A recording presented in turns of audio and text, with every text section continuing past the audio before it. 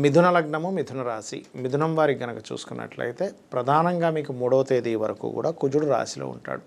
ఎప్పుడైతే రాశిలో 3వ తేదీ వరకు ఆ యొక్క కుజ ప్రభావం ఎప్పుడైతే ఉందో ఇది కొంతవరకు శత్రువులు లేదా స్పోర్ట్స్ రంగాల్లో ఉండేటువంటి వారికి టఫెస్ట్, అంటే కొంతమందికి చూడండి ఒక్కోసారి ఏదైనా ఒక క్రీడా రంగంలో ఉన్నప్పుడు గట్టి పోటీ పడుతుంది. అలా గట్టి పోటీ ఉండడం కానీ, శత్రువుల యొక్క స్ట్రెస్ ఎక్కువగా పెరగడం కానీ, ఇది మీకు 3వ తేదీ వరకు ఉంటుంది. 3వ తేదీ ఎప్పుడైతే మీకు 2వ స్థానంలోకి వెళ్ళిపోతాడో ఇక్కడ నుంచి కొద్దిగా మీరు సహజంగానే మిథున లగ్నం అంటేనే కాస్త తెలివితేటలు ఎక్కువగా ఉంటాయి.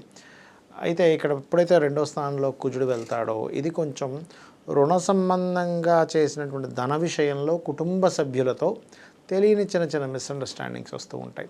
4లో ఇంకా మీకు కేతువు యొక్క సంచారం జరుగుతుంది కాబట్టి ఏదైనా సబ్జెక్ట్ ఎంచుకునే విషయంలో, చదువుకునేటువంటి విషయాల్లో కొంత జాగ్రత్త తీసుకోండి. మరియు అదేవిధంగా గమనించుకున్నట్లయితే దశమ స్థానంలో అధిక గ్రహాలతో ఈ సంవత్సరం ప్రారంభం అవుతుంది కాబట్టి ఈ యొక్క వార ఫలితాల్లో కూడా కాస్త ఉద్యోగ అవకాశాలు పెరుగుతాయి, అందులో ఎటువంటి సందేహం లేదు.